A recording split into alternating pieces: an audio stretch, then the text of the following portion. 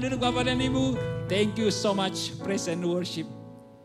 Apa kabarnya Bapak Ibu di sore hari yang luar biasa ini? Mantap ya. Saya senang di ibadah keempat hari ini karena ibadah keempat ini selalu penuh dengan tantangan. Ya. Kenapa ibadah 4 penuh dengan tantangan? Karena angka 4 itu agak-agak sedikit. Nah gitu ya, di dalam bahasa Mandarin angka 4 itu agak sedikit dihindari katanya. Cuma saya nggak percaya sih ya.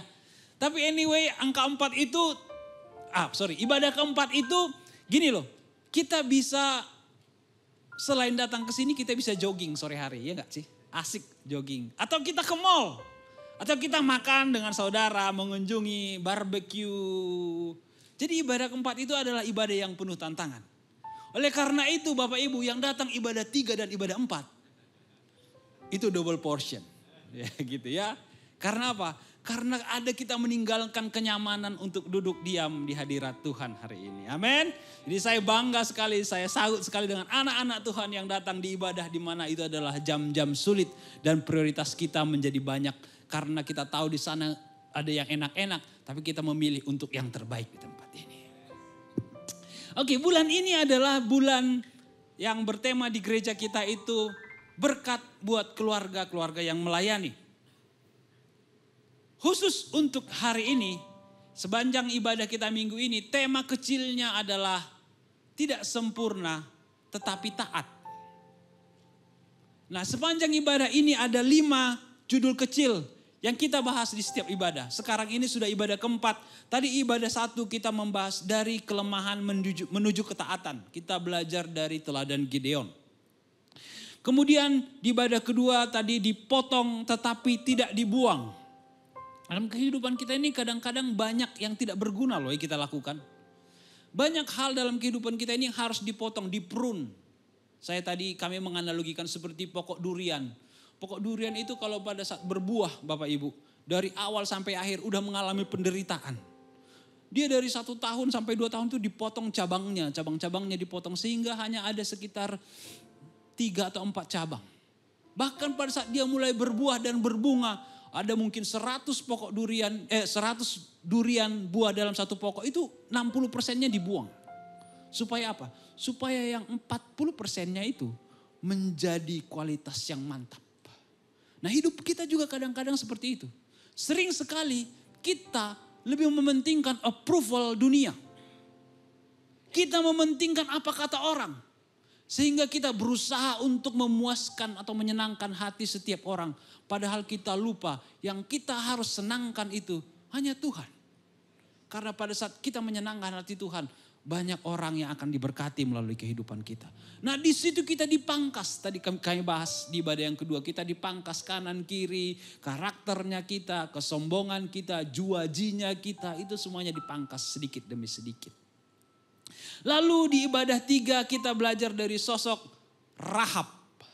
Rahab itu kita ketahui maaf ya. Di dalam Alkitab disebutkan sebagai pelacur. Dari Rahab yang seorang pelacur kemudian dipakai Tuhan dengan keahliannya. Keahliannya Rahab itu apa? Menyembunyikan laki-laki. Kemudian Rahab itu keahliannya apa? Berbohong. Tetapi dengan 2 keahliannya itu, walaupun itu adalah dosa, dipakai Tuhan luar biasa si Rahab ini. Pada akhirnya Rahab itu bisa berjanji sama Tuhan, jika aku mengatakan sesuatu yang baik ini, Tuhan tolonglah menyelamatkan keluarga aku. Itu imannya dia. Dipandang sebagai sesuatu yang luar biasa. Dan akhirnya Rahab itu melahirkan keturunan-keturunan yang luar biasa.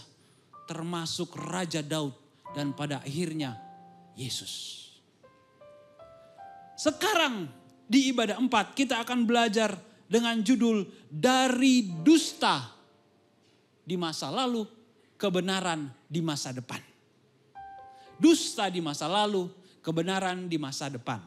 Nanti di ibadah yang kelima dan ibadah yang terakhir di minggu ini, setia dalam kelemahan dipakai dalam kemuliaan. Bear with me Bapak Ibu, kita akan mulai perjalanan kita dalam beberapa menit, 40 menit ke depan untuk belajar dusta di masa lalu dan kebenaran di masa yang akan datang. Tetapi sebelumnya saya mau mengulang sedikit apa yang kami bicarakan di ibadah 1. Ibadah 1 itu berbicara mengenai Gideon. Gideon itu pada saat itu dia adalah seorang pria lahir dari seorang ayah penyembah berhala. Dia dari suku yang sangat kecil di bangsa Israel dan dia masih muda, suku Manaise. Setelah bangsa Israel keluar dari tanah Mesir, kemudian mereka menduduki tanah-tanah perjanjian, mereka sudah lupa apa yang Tuhan telah kerjakan di dalam kehidupan mereka. Sehingga mereka mulai menyembah berhala. Pada saat mereka menyembah berhala, Tuhan membiarkan mereka dikuasai oleh bangsa Midian. Bangsa Midian ini adalah bangsa yang sangat rakus dan kerjaannya mereka itu merampas hasil panen dari bangsa-bangsa Israel. Pada saat bangsa Israel mulai menanam padi, menanam gandum, menanam kol, semuanya itu ditanam oleh bangsa Israel, tetapi pada saat panen, bangsa Midian mengambilnya. Mereka sangat banyak sehingga mereka menjadi takut dan mereka tersembunyi. Mereka bersembunyi diam-diam. Dan ironinya Bapak Ibu, sesuatu yang tidak masuk akal secara manusia. Gideon sedang bersembunyi, dia sedang mengirik gandum, memisahkan gandum dari tangkainya di tempat yang tersembunyi, di tempat pembuatan anggur. Dia gak berani secara terbuka, gak dijemur gandumnya. Masuk ke dalam satu lumbung, dia pelan-pelan supaya jangan kelihatan bangsa Midian. Tetapi apa yang terjadi pada saat dia bersembunyi itu, dia masih takut itu. Tuhan berkata kepada dia, hai engkau pahlawan yang gagah berani. Bapak Ibu boleh baca nanti di Hakim-Hakim. Pesannya sama buat kita semuanya. Saya tidak tahu persis Bapak Ibu lagi bersembunyi dari apa. Saya tidak tahu persis Bapak Ibu bersembunyi karena apa. Saya tidak tahu persis Bapak Ibu bersembunyi di mana. Dalam kehidupan ini kita banyak sekali bersembunyi dan kita takut. Tetapi yakin dan percaya Tuhan selalu cap kita sebagai pahlawan yang gagah perkasa. Termasuk hari ini jika Bapak Ibu takut untuk melayani bersembunyi karena merasa tidak layak. Bersembunyi dengan alasan aku gak punya waktu. Bersembunyi dengan alasan aku gak satu visi dengan gereja sehingga tidak mau melayani. Tuhan tetap mempertaruhkan potensial dalam hidup Bapak Ibu dengan berkata engkau pahlawan yang gagah berani. Sampai kapanpun aku akan menunggu engkau untuk melayani.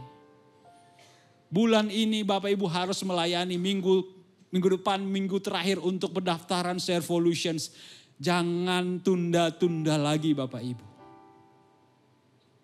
Jika firman ini nanti berbicara kepada Bapak Ibu, tinggalkan semuanya tempat persembunyian Bapak Ibu. Datanglah seperti Gideon yang bilang bahwa aku mau ya Tuhan. Dia mau mengerjakan 4 huruf dalam kehidupannya. T-A-A-T. Taat, hanya 4 huruf dan itu sederhana. Gak perlu ditanya-tanya kenapa ini, hatiku belum lurus, hatiku. Kalau Tuhan bilang melayani saja. Taat itu sederhana. Itu tadi ya. Nah kita masuk ke dalam pokok bahasan kita hari ini. Dusta di masa lalu, kebenaran di masa yang akan datang. Bapak Ibu pernah mendengar seseorang yang berkata, saya gak pernah dusta loh, saya gak pernah bohong loh. Pada saat orang berkata seperti itu, dia sedang berbohong. Percaya gak? I'm telling you honestly, kalau orang ngomong kayak gitu berarti selama ini dia gak honest. Kalau orang berbilang bahwa saya gak pernah dusta, itu adalah dustanya pada saat itu. Karena seluruh orang di dunia ini pasti pernah berdusta kecuali Yesus. Dia satu-satunya manusia yang tidak pernah berdusta. Satu penelitian yang dilakukan oleh University of Massachusetts tahun 2002 meneliti dalam percakapan sehari-hari orang cenderung untuk mengatakan 3 kebohongan dalam 10 percakapan. 30%. Kok kayaknya diam ya? Karena mungkin benar. Setiap kali kita ngomong 10 topik dengan orang-orang yang berbeda-beda, itu kita katanya secara statistik 3 kali bohong. Mungkin ada yang lebih, mungkin ada yang kurang. Tapi secara statistik Manusia cenderung untuk berbohong karena apa? Berbohong karena menghindari perasaan orang lain. Bapak Ibu pernah mungkin bertamu ke rumah orang. Lalu dengan semangatnya ibu tuan rumah menyiapkan makanan. Lalu duduk di meja makan, disiapkan makanan, kita makan dan duduk. Kemudian ternyata makanannya terlalu asin. Tuan rumah akan tanya, enak enggak makanannya? Apa yang Bapak Ibu katakan? Asin banget. Enggak mungkin kan? Kita akan bilang enak bos. Itu contoh kebohongan-kebohongan yang kita lakukan. Pernah satu ketika ketemu sama orang di jalan. Kita lagi sedih nih. Mungkin lagi problema di kantor, problema di rumah. Apa kabar bos? Mantap. Itu udah bohong. Itu adalah contoh-contoh kecil kebohongan yang diteliti di sini. Penelitian ini juga dilakukan buat remaja. Remaja diselidiki kira-kira siapa target mereka untuk bohong. Di dalam penelitian ini dikatakan bahwa sasaran kebohongan dari para remaja hari-hari ini 46% mereka berbohong kepada orang tuanya. Yang ngangguk-ngangguk berarti pernah remaja. Dan yang paling kita sering bohongi adalah orang tua kita. Pada saat malam minggu kita ketemu sama mungkin dulu mantan pacar kita sekarang jadi istri kita. Papa mama kita nanya, dari mana kalian tadi? Padahal kita nonton misalnya, kami makan aja di Pujasera gitu kan. Orang tua itu menjadi sasaran empuk kita untuk berbohong. Lalu siapa yang sering dibohongi oleh para remaja? Katanya teman sendiri juga sering dibohongi. 40% dari kebohongan mereka itu sasarannya adalah teman sendiri. Dan yang terakhir itu baru pasangannya. Luar biasa ya. 8% aja katanya mereka bohong ke pasangannya. Saya jadi heran. Kenapa kita lebih banyak berbohong kepada orang tua kita daripada kepada pasangan kita? Kalau saya ambil analogi hari ini, orang tua kita itu adalah Bapa kita yang di sorga. Sering sekali Bapa kita yang di sorga kita bohongi dengan tipu daya muslihatnya kita. Tetapi kita tidak sedikit membohongi teman-teman kita di tempat ini. Karena kita butuh approval manusia. Kita nggak mau kelihatan menjadi manusia yang jelek di depan manusia. Padahal kita lagi bohong sama Tuhan. Sasaran yang paling sering kita bohongi itu adalah Tuhan. Tapi tahu nggak Bapak Ibu? Tuhan bisa dibohongi nggak? Nggak bisa dibohongi. Pada saat kita berbohong pun Tuhan tahu kalau kita bohong. Ada temanku itu percaya banget, percaya diri ngomong. Sehingga pada saat dia bohong pun aku percaya. Tapi setiap kali kita bohong, pernah enggak Tuhan membuang kehidupan kita? Dia akan tetap menunggu sampai kita ngomong yang sebenarnya. Itu tadi yang kita bahas. Dipotong tetapi tidak dibuang.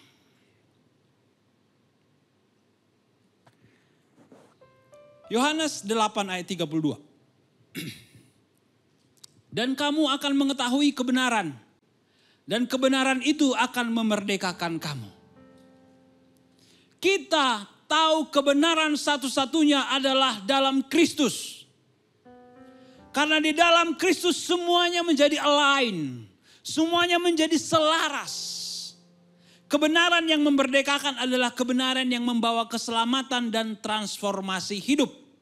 Apa contoh-contoh kebebasan atau kemerdekaan di dalam kebenaran? Yang pertama, kebenaran dari dosa. Itu artinya hidup bebas dari rasa bersalah karena pengampunan dari Kristus. Kemerdekaan dalam hubungan yang kedua, itu artinya mengampuni dan melepaskan dendam dalam hubungan dengan orang lain. Setiap kali kita disakiti orang lain, kita punya pilihan untuk kita melepaskan pengampunan atau kita menyimpan dendam dalam kehidupan kita. Kita bebas dalam kebenaran untuk mengampuni orang tersebut. Karena dosa kita sudah diampuni Allah terlebih dahulu.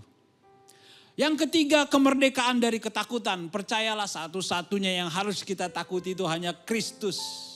Yang bahkan setelah mati pun masih bisa menyiksa roh kita.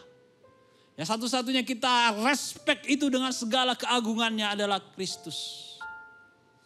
Dan kemerdekaan menghadapi tantangan, menghadapi kesulitan dengan iman dan pengharapan pada Tuhan. Seperti Rahab yang dengan imannya dia berani untuk menyembunyikan 2 orang padahal raja sedang mengintimidasi dia.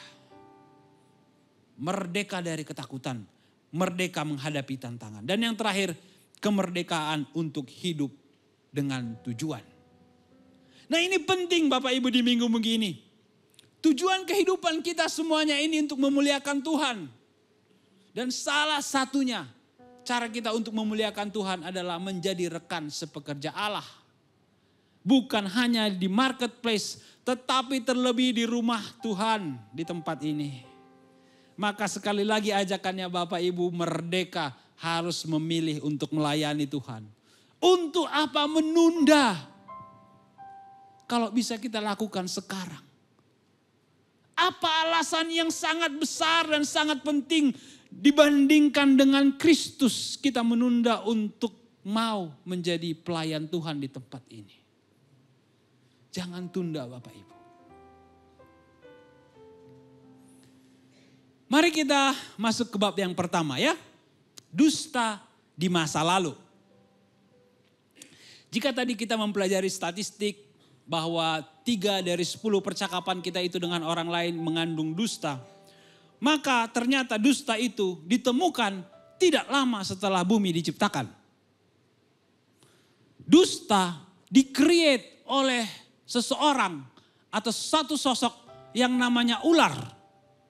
Dia berdusta kepada Hawa. Dia bilang jika engkau memakan buah itu, maka engkau akan sama dengan Allah. Dia berbohong. Itulah dusta yang pertama kali dilakukan dan kita memakan dusta itu. Kita gampang sekali terpancing oleh dusta karena mata jasmani kita. Atau kita dibuahi dengan pemikiran-pemikiran yang merasa kita akan semakin baik karena perilaku dusta tersebut. Dampaknya apa?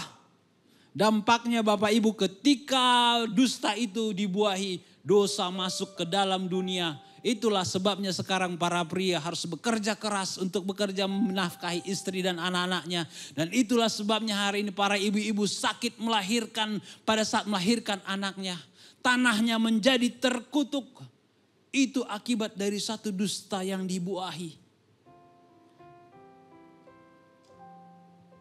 Lalu apa yang terjadi dengan tokoh-tokoh berikutnya di dalam Alkitab? Kalau Bapak Ibu mengikuti beberapa khotbah beberapa minggu yang lalu dari Pastor Yudi. Abraham pun berbohong tentang Sarah. Karena istrinya Sarah cantik. Dan dia ingin mempertahankan nyawanya hidup di negeri orang. Dia bilang ini adalah my sister. Dan yang terjadi pada saat itu hampir menjadi malapetaka bagi raja-raja. Karena raja-raja itu pengen mengambil Sarah menjadi istrinya. Raja-raja itu nggak tahu kalau Abraham sedang bohong. Sehingga hampir terjadi malapetaka. Karena ketakutan Abraham seringkali membuat kita menjadi berbohong seperti Abraham. Tetapi Tuhan tetap berdaulat. Beberapa puluh tahun kemudian atau beberapa ratus tahun kemudian anaknya Abraham, Ishak juga melakukan dosa yang similar persis sama. Dia juga berbohong kepada raja dan bilang bahwa istrinya itu adalah saudaranya. Itu adalah contoh yang buruk Bapak Ibu, saudara-saudara sekalian. Hari ini nanti di ibadah kelima kita akan melihat satu tayangan. Di mana keluarga 2 orang tua yang sepakat untuk melayani di tempat ini. Mereka diberkati dengan anak-anaknya juga yang tinggal di rumah Tuhan. Kalau jadi Abraham dan Ishak memberikan contoh yang tidak perlu kita contoh. Di tempat ini nyata banyak orang tua yang mau bayar harga. Supaya kehidupan anaknya lebih baik. Mereka mau melayani di rumah Tuhan. Pertanyaan bagi orang tua di tempat ini, apakah kita sudah memberikan teladan buat anak-anak kita? Salah satu teladannya adalah melayani di rumah Tuhan. Kita nggak bisa memaksa anak kita untuk melayani jika kita tidak melakukannya. Bisa sih, Tuhan punya kasih karunia dengan anak-anak kita. Tetapi cukup sulit kalau kita tidak memberi teladan. Saya tidak mau saya menjadi beban doa anak saya. Banyak anak muda mungkin di tempat ini yang lagi mendoakan orang tuanya supaya mau bertobat. Tetapi seharusnya orang tua lah yang punya teladan iman diwariskan kepada anak-anaknya. Yakub menipu ayahnya Ishak. Nanti baca Bapak Ibu ya di Kejadian 27 ayat 1 sampai 9. Yakub itu pengen menerima berkat dari papanya. Lalu dia menipu dengan mamanya, sepakat. Berpura-pura menjadi Esau. Esau itu anak yang paling gede. Yakub anak yang paling kedua. Di bangsa Israel berkat kesulungan itu cukup penting. Dan dia berpura-pura menggantikan abangnya yang namanya Esau. Dia pakai kulit binatang. Dia suaranya dibuat seperti suara abangnya. Seperti kokonya. Dan akhirnya papanya udah gak bisa melihat lagi. Memberkati Yakub seolah-olah Esau. Apakah berkat Tuhan ada tetap pada Yakub walaupun dia menipu? Nah, untuk ini nanti bisa didengarkan ceritanya di ibadah yang ketiga ya. Karena kehidupan kita ini, walaupun kita bohong sedikit demi sedikit, Tuhan tuh gak menilai dari kebohongan kita yang satu. Tuhan menilai dari keseluruhan kehidupannya kita. Tetapi dengan kebohongan ini Yakub gak mulus jalannya. Dia harus lari ke tempat lain dan menjadi pegawai atau budak atau pekerja dari pamannya. Dia harus berkeliling berputar-putar untuk mendapatkan berkat Tuhan yang sesungguhnya dalam kehidupannya. Dusta itu membuat kita capek berputar-putar. Dusta itu membuat kita kehilangan kesempatan untuk meraih yang terbaik tepat pada waktunya. Dusta itu membuat kita harus menjalani proses yang tidak mengenakan. Ada satu contoh juga yang berbohong, yang langsung mati di tempat. Namanya Ananias dan Safira. Diceritakan pada saat itu, pada zaman kisah-kisah para rasul. Para jemaat menjual apa yang mereka miliki untuk disumbangkan. Atau bukan disumbangkan, dipersembahkan kepada bait Allah. Kemudian Ananias dan Safira menjual tanahnya. Mereka mendapatkan sejumlah uang. Dan pada saat mereka menyetor atau memberikan persembahan itu, mereka korupsi. Mereka bilang setengah atau berapa X gitu ya. Padahal mereka jualnya lebih besar dari situ. Seketika itu juga begitu Tuhan mengungkapkan kebohongan mereka. Mereka mate. Katakan kiri dan kanan. Jangan seperti Ananias dan Safira.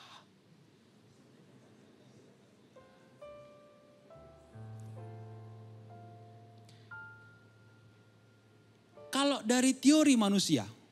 Ini teori manusia sekali lagi ya. 70% orang merasa kehilangan kepercayaan terhadap seorang yang telah mengetahui kebohongan mereka. Jadi 70% orang kalau kita udah tahu gini, satu orang itu pernah berbohong. Dan kita tahu dia bohong dan semuanya orang tahu dia bohong. Dari 100 orang yang mengetahui, 70% enggak percaya lagi dengan orang itu. Itu di dunia Bapak Ibu. Tapi ada satu pribadi yang dengan setia saya bilang tadi, mau 1.000.000 kali pun kita bohong. Dia tahu kalau kita bohong, tetapi dia tetap setia menunggu pertobatan kita. Namanya Tuhan Yesus Kristus. Yang paling sering kita bohongi dalam kehidupan kita. Kita bilang, aku gak mampu ya Tuhan. Aku tidak bisa berkata-kata. Aku tidak cakap ya Tuhan. Padahal yang memberi kecakapan kita, yang memberi talenta kita adalah Tuhan. Dia tahu blueprint kehidupan kita. Dia tahu masterpiece dari setiap sel di tubuh kita. Dia tahu kita capable, dia melakukan apa saja. Kapasitas kita dan kapabilitas kita, dia tahu tuh. Tuhan tahu. Tapi kita sering bilang, aku gak bisa. Aku gak punya waktu. Aku gak punya hikmat untuk membagi waktu. Hari ini di dalam CG kami Bapak Ibu. Kalau saya tanya satu persatu kenapa tidak melayani. Jawaban yang paling besar adalah belum siap. Kalau belum siap berarti istirahat di tempat. Sekali lagi jokes bapak-bapak ya, yang tidak ketawa berarti bukan bapak-bapak. Itu jawabannya, belum siap. Terus sampai kapan baru siap? Sampai kayak Ananias dan Safira? Atau sampai berputar-putar kayak Yakub? Jangan. Kata taat itu 4 huruf dan itu sederhana. Gak perlu dipertanyakan. Pada saat Tuhan ngomong, taat saja. Amsal 12 ayat 12. Orang yang dusta bibirnya adalah kekejian bagi Tuhan. Tetapi orang yang berlaku setia dikenannya. Walaupun kita berdusta dan kekejian yang kita lakukan. Kasih karunia-Nya jauh lebih besar dari dusta kita. Sudah seharusnya kita menghentikan alasan-alasan kita untuk tidak mau berbakti di rumah Tuhan. Saya cerita tadi Bapak Ibu pada saat ibadah 1 dan 2. Pada saat kecil itu kita memiliki tanggung jawab yang kecil di rumah. Pada saat kita baru lahir kita gak mungkin langsung nyetrika. Betul ya, kita lahir itu kita ASI dulu 6 bulan eksklusif. Kita bertumbuh, kita sekolah SD, kita mulai mungkin membereskan apa keperluan kita sendiri. Saya ingat sekali tugas saya yang paling pertama saya ingat itu dan sampai sekarang adalah nyemir sepatu seisi rumah kami setiap hari Minggu. Supaya mengkilat, karena kalau di kampung kami sepatu gak mengkilat itu dosa. Bercanda Bapak Ibu. Dan itu saya lakukan setiap minggu. Kemudian setelah beranjak dewasa, semulai SMP, SMA, saya mulai membantu papa mama saya ke ladang. Waktu itu papa mama saya petani dan saya membantu mereka pulang sekolah. Saya mulai bertanggung jawab. Pada suatu saat setelah saya bekerja, setelah saya bisa memenuhi kebutuhan diri saya, ada kebutuhan di rumah papa saya karena sudah reot. Sudah bocor. Tegelnya sudah hancur. Saya punya kewajiban untuk membereskan itu supaya papa mama saya tinggal di rumah yang nyaman. Tanggung jawab itu bertumbuh Bapak dan Ibu, saudara-saudara sekalian. Jika hari ini setiap minggu Bapak dan Ibu duduk di tempat yang nyaman di tempat ini. Mendengarkan firman, memuji Tuhan, tepuk tangan, bagus. Tapi itu masih seorang anak yang sangat kecil, yang masih deserve atau dilayani. Sudah saatnya kita masuk ke langkah yang berikutnya, sekedar cuci piring di tempat ini. Sudah selayaknya kita naik ke tahap yang lebih lanjut di tempat ini, sekedar menyapa orang yang datang. Di tempat ini banyak sekali wadah untuk kita melayani Bapak Ibu. Ada yang namanya Departemen ITC. Kepanjangannya ICT, maaf. ITC itu tempat belanja ya. Agak tertukar-tukar dikit gak apa-apa lah ya, maklum. ICT. Nah. ICT itu adalah saya melihat T. Iya kan, ICT, saya melihat T. Lupakan. ICT itu maksudnya yang multimedia ini loh. Multimedia, ada studi mengenai behavior kita. Ada segala sesuatu yang menganalisa statistik dan lain sebagainya. Nanti bekerja sama dengan edukasi. Pernah gak kita melihat orangnya? Pernah gak mereka memberi mereka selamat pada saat kita melihat tayangan yang luar biasa, PowerPoint yang canggih. Tayangan yang bisa kita nikmati, kadang-kadang pembicara yang disorot, kadang-kadang pemusik. Kadang-kadang kakinya pemusik yang disorot, itu salah. Semuanya itu ada yang mengerjakan Bapak dan Ibu. Nggak otomatis robot yang mengerjakan, itu manusia dan kita nggak pernah sepatah kata pun bilang kepada mereka, mantap kali pelayananmu. Nggak pernah mereka ada di balik layar. Dan itu yang saya sebutkan, tidak pernah di rumah dibanggakan orang yang nyuci piring. Kalau kita datang bertamu yang kita banggakan adalah orang yang masak karena makanannya enak. Nggak pernah kita datang, bagus sekali karyamu cuci piring, bersih kali piringmu. Nggak pernah Bapak dan Ibu. Ada kreatif ministry di tempat ini. Bapak Ibu, pada saat kami mau masuk ke panggung ini ya, para praise and worship, greeter, itu di make upin dulu Bapak Ibu. Di make up supaya kelihatan canggih di kamera muka itu kan. Kayak filter-filter. Seumur-umur saya baru di games saya di make upin. Kecuali waktu nikah di make upin dikit lah. Dan itu ada orang-orangnya, mereka kucar-kacir dari backstage, tiba-tiba harus ke atas, belum lagi petugas greeternya terlambat datang. Sehingga dia harus di make up cepat-cepat. Gak pernah kita bilang canggih kali make upnya bang, enggak. Yang kita banggakan itulah, kamu canggih banget. Bersinar di kamera. Mereka itu pekerja-pekerja pencuci piring. Dan setelah ibadah ini akan ada banyak orang yang daftar masuk ke ICT dan juga ke makeup. Tapi kalau bapak-bapak nggak usah masuk makeup ya. Aduh, tinggal 15 menit.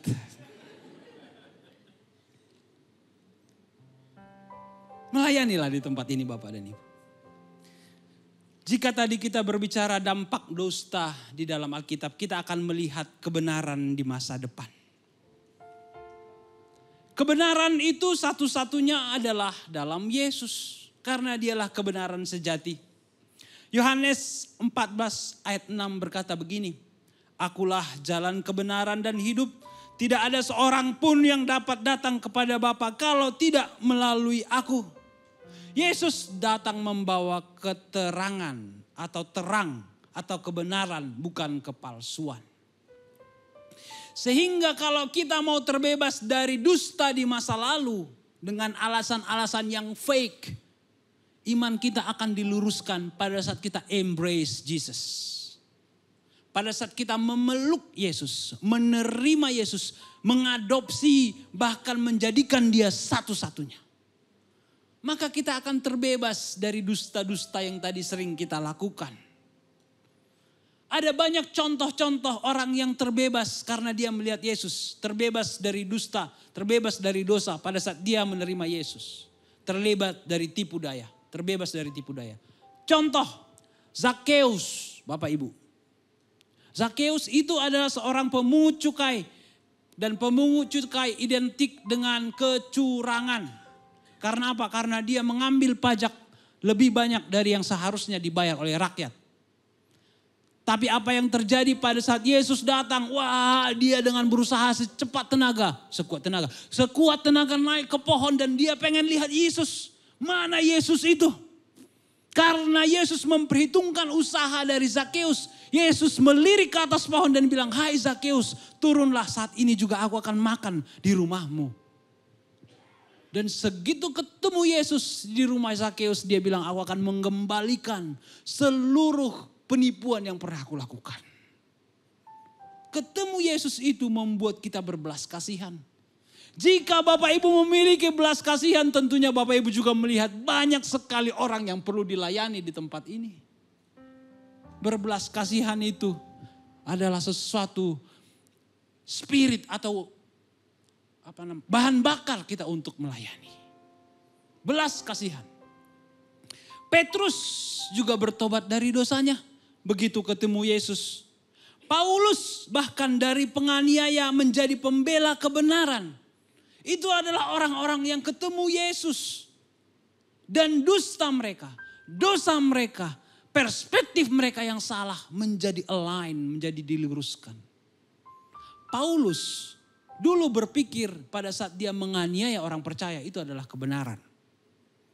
Karena dia memang diajarkan seperti itu. Setiap orang yang tidak menjalankan agamawi Yahudi adalah dosa dan darahnya halal. Nah itu kira-kira begitulah ucapannya. Walaupun gak tertulis di Alkitab seperti itu ya. Supaya kita ngerti aja bersama-sama. Perspektifnya salah karena dia belum ketemu Yesus. Lalu apa yang terjadi pas dia ketemu Yesus? Dia menjadi rasul yang dahsyat dan dia menuliskan hampir setengah dari kitab Perjanjian Baru. Tapi dalam proses ketemu Yesus itu dia buta dulu bos. Dia dianiaya dulu. Nah hari ini kesempatannya buat Bapak Ibu panggilannya jangan sampai buta dulu. Baru mau dengar. Ya, katakan Bapak ke kanan dan ke kiri. Jangan sampai buta dulu. Begitu pulang dari tempat ini, buka itu HP. Daftar Servolution. Satu lagi. Saya mau iklan sedikit ya. Di dalam Servolution kita ada yang namanya satu pelayanan FLC. Family Life Counseling. Nah, Family Life Counseling ini banyak makan-makannya Bapak Ibu. Kalau ada orang yang memberkati tempat usaha, rumah, itu tim FLC datang dan biasanya makan. Ikut ya Bapak Ibu di situ ya. Tapi pada saat ada yang kedukaan, mau itu hari Senin, mau Selasa, mau Rabu, mau Kamis, mau Jumat, mau Sabtu. Kan orang meninggal nggak bikin acara dulu ya, nggak bikin planning kan. Nah itu kadang-kadang kita harus pergi ke kilometer 14 sendiri main gitar sampai 2 jam. Untuk melayani orang yang sedang meninggal dan keluarganya. Bukan yang meninggal yang kita layani, maaf. Keluarganya. Maka daftarlah di FLC ya Bapak Ibu. Masih banyak pelayanan yang lain. Masih banyak pelayanan yang lain. Nah, lalu bagaimana yang harus kita lakukan sekarang? Tadi kan dusta di masa lalu, kebenaran ada di depan kita Yesus. So what we are going to do now? Apa yang harus kita lakukan sekarang? Masa sekarang itu apa? Yang pertama, kejujuran dan kebenaran membangun keluarga yang kuat. Efesus 4 ayat 25 berkata begini. Karena itu buanglah dusta dan berkatalah benar kepada seorang, kepada yang lain. Karena kita adalah sesama anggota. Bukan sesama aparat maksudnya ini ya. Sesama anggota dalam kerajaan Kristus maksudnya. Bukan yang punya kartu anggota. Saya akan jelaskan sedikit ya. Saya akan mulai dari satu penelitian. Begini. 89% anak-anak yang dibesarkan dalam keluarga yang jujur cenderung memiliki integritas tinggi dalam kehidupan dewasa. Pada saat mereka dewasa, 89% anak-anak yang dibesarkan dalam keluarga yang jujur akan berperilaku baik. Saya mau ganti penelitian ini dengan perkataan iman. 80% anak-anak yang orang tuanya melayani di rumah Tuhan akan memiliki kesempatan untuk memiliki kehidupan yang baik dalam Kristus. Jadi yang Bapak Ibu harus lakukan sekarang adalah memberikan teladan buat anak-anak. Itu yang harus kita lakukan sekarang. Oke lah, cukuplah dusta-dusta kita di masa lalu. Sekarang kita mau melihat anak-anak kita tidak berdusta lagi dalam kehidupannya. Dusta itu bukan sekedar bohong Bapak Ibu. Dusta itu bisa jadi beralasan. Kalau bahasa anak-anak muda sekarang bacot. Terlalu banyak alasan.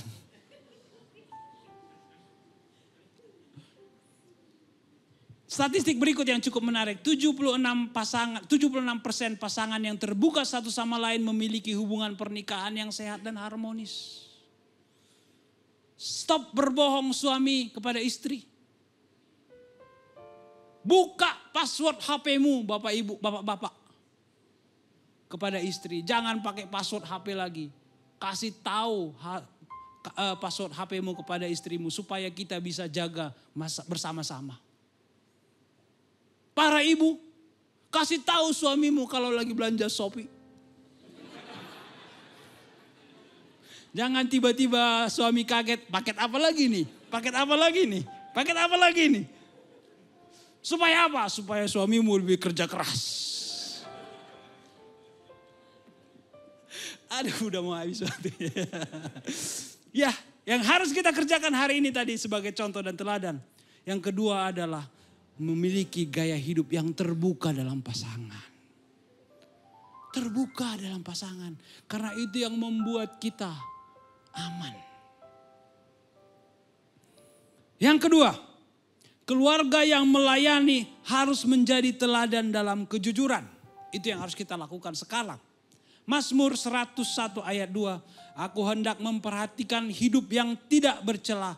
Bilakah engkau datang kepadaku, aku hendak hidup dalam ketulusan hatiku di dalam rumahku. Keluarga yang melayani harus menjadi teladan di dalam kejujuran. Bangun dasar keluarga di dalam kejujuran. Orang tua harus menyuntikkan DNA kejujuran kepada anak-anaknya. Supaya anak-anak itu memiliki DNA kejujuran yang benar dari orang tuanya. Lalu bagaimana orang tua bisa menyuntikkan DNA kejujuran kalau kita sendiri pun belum disuntikkan oleh DNA kejujuran dari Allah kita yang hebat. Maka setiap orang tua di tempat ini harus memiliki hubungan yang intim dengan Tuhan. Terlebih dahulu supaya anak-anak bisa melihat kejujuran itu. Saya mau mengundang praise and worship untuk maju ke depan. Apa panggilan pertobatan buat kita hari ini? Dari seluruh yang Bapak Ibu dengarkan, dusta itu pernah kita lakukan dalam kehidupan kita. Alasan-alasan itu pernah kita ucapkan dalam kehidupan kita. Bahkan sesuatu yang tidak masuk akal pun bisa kita jadikan alasan supaya kita terhindar dari yang namanya pelayanan. Kita bilang, aku memiliki ketidaksamaan visi. Aku memiliki trauma yang tidak baik dengan gereja. Aku nggak suka untuk hidup di dalam kumpulan-kumpulan orang yang munafik. Itu sama saja dengan bilang bahwa kita sendiri munafik. Justru kita harus masuk ke dalamnya dan menjadi berkat di dalam gereja. Kalau kita di luar ring, kita nggak bisa bertinju Bapak Ibu. Pernah melihat orang menonton TV sambil tangannya gini-gini? Mau sekuat tenaga pun dia begini, nggak akan kena lawannya. Dia harus masuk ke dalam ring, pakai sarung tangan, langsung berputar-putar supaya nggak kena tinju. Lalu kita melayangkan pukulan. Itu yang harus kita kerjakan. Jika Bapak Ibu melihat gereja yang tidak sempurna, jangan duduk di luar gereja, masuklah ke dalamnya, ambil sarung tinjumu, bertempurlah dengan iblis di sana supaya gereja itu semakin hari semakin sempurna. Duduk di luar gereja tidak menyelesaikan masalah. Tapi tinggal di rumah Tuhan, itu akan mendatangkan kemurahan demi kemurahan dalam hidup kita. Kesimpulan yang pertama, dunia ini penuh dengan dusta, tetapi Kristus kita merdeka. Di dalam Kristus kita merdeka untuk memilih kebenaran. Pada saat kita disakiti orang, kita bebas untuk memilih mengampuni. Tidak ada yang melarang kita untuk mengampuni orang di dalam Kristus.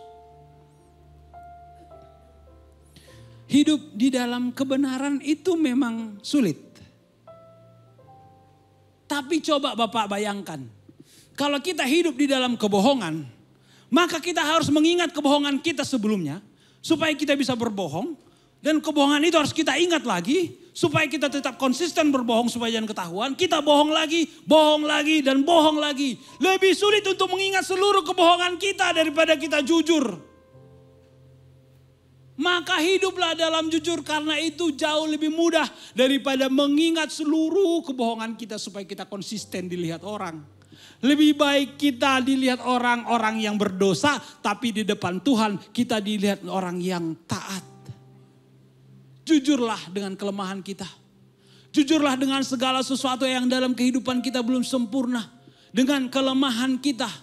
Karena Tuhan yang akan melayakkan kita menjadi penyapu di rumah Tuhan. Menjadi pencuci piring di rumah Tuhan.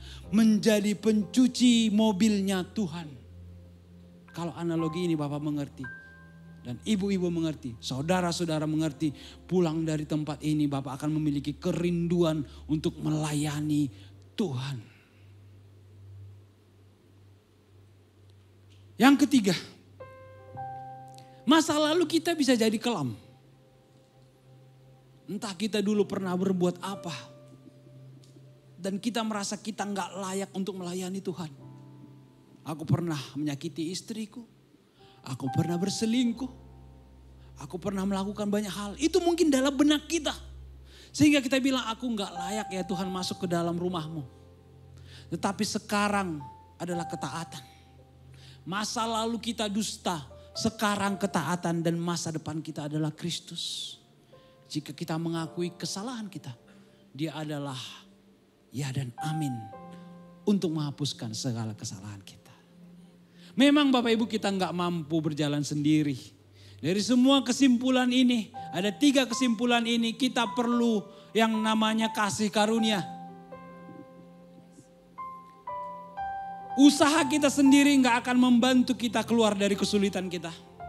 Kita butuh yang namanya kasih karunia, sesuatu yang seharusnya nggak layak kita dapatkan. Tapi ada satu pribadi yang membuat kita layak untuk menerima segala sesuatu kemurahan Tuhan. Dan itu namanya kasih karunia. Saya berharap Tuhan mengetuk hati, pintu hati Bapak dan Ibu di tempat ini.